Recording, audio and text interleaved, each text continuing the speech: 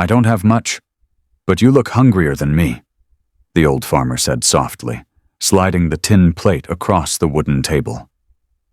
The stranger, wet from the rain, hesitated. "Sir, I can't take your food." But the farmer interrupted, smiling. "Son, if I don't share it today, what's the point of growing it?" He didn't know that this small act, just one simple meal, would change everything. "Hey, everyone. Welcome to Legacy Tales."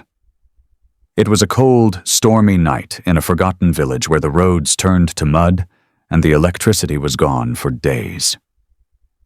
Inside a small cracked hut stood Yusuf, an old farmer whose hands were rough from decades of tilling land that never gave him much. That night, he had only a small portion of lentils and dry bread left, his last meal until the next crop cycle. Just as he was about to eat, a knock echoed through the wooden door. A young man stood there, drenched, trembling, and clearly lost. "I missed the last bus. The storm washed the roads. I've been walking for hours," he said, his voice shaking. Without asking a single question, Yusuf pulled him in. He didn't care who the boy was or why he was there. All he saw was someone who needed help. They sat across from each other, sharing that tiny meal. No questions, no judgment. Just two souls, one kindness. The boy looked at the worn-out calendar on the wall. "Why do you stay here, sir? This place, it looks forgotten." Yusuf chuckled. "Because this land remembers me. Even when the world forgets, the soil knows my footsteps." The boy didn't reply, but something in his eyes shifted. He looked at Yusuf like he wasn't just a poor farmer, but something greater. The rain didn't stop that night, and the boy slept in the barn, wrapped in an old cotton sheet. Yusuf watched from the window, whispering to himself, "I hope tomorrow is kinder to him than today was." But he didn't know.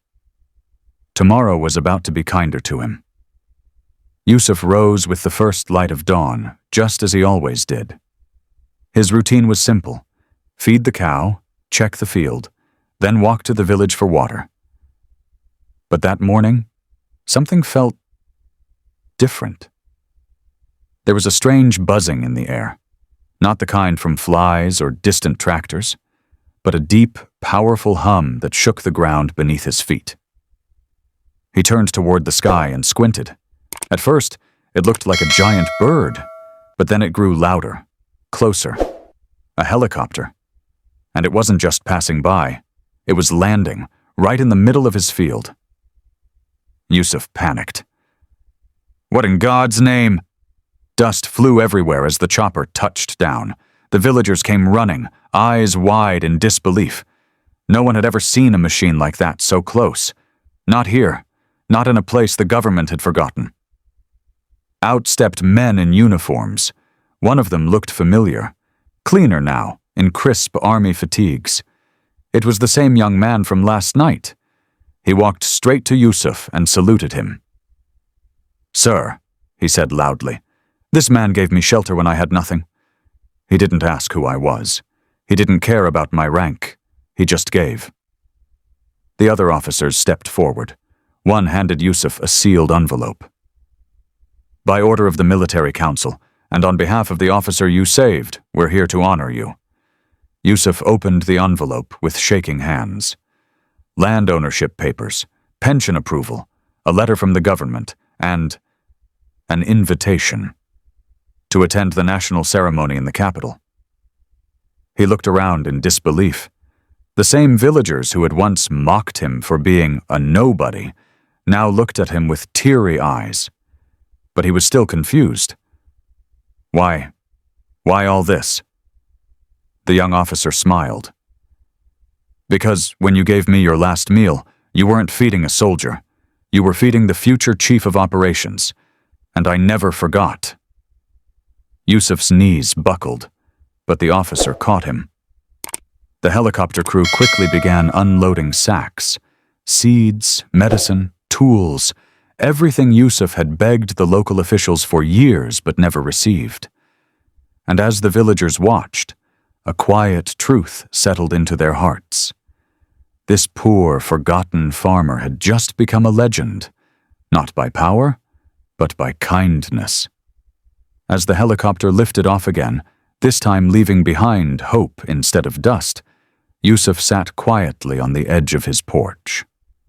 The same porch that once saw nothing but loneliness was now crowded with neighbors offering tea, blessings, and apologies. But Yusuf wasn't angry. He wasn't surprised. He had never helped for praise. Later that week, he stood on a grand stage in the capital, wearing borrowed shoes and an oversized coat. Cameras flashed. Government officials applauded. The president himself shook Yusuf's hand and said, "You reminded this country what real service looks like." But it wasn't the applause that brought tears to Yusuf's eyes. It was when the officer, now revealed to be Major Harris, one of the youngest high-ranking strategists in the nation, hugged him in front of everyone and whispered, "You gave me life that night. Now let me give you peace for the rest of yours." The crowd fell silent. Then Major Harris turned to the media and said, "We don't need heroes in uniforms all the time. Sometimes the real heroes are barefoot in broken fields, offering their last meal to a stranger." Yusuf's story spread across the country, but he didn't care about fame. What mattered to him was that children in his village now had a school, his neighbors had clean water, and the barn where a stranger once slept was now rebuilt into a small shelter for travelers. One evening, he found a small box on his doorstep. Inside was the same tin plate he had served food on that night, now polished and placed in a glass frame with the words, "The meal that changed a life." Yusuf wept quietly. He never expected anything. He didn't even know who the boy was that night. But his simple choice, to give, to care, had rippled into something far beyond imagination.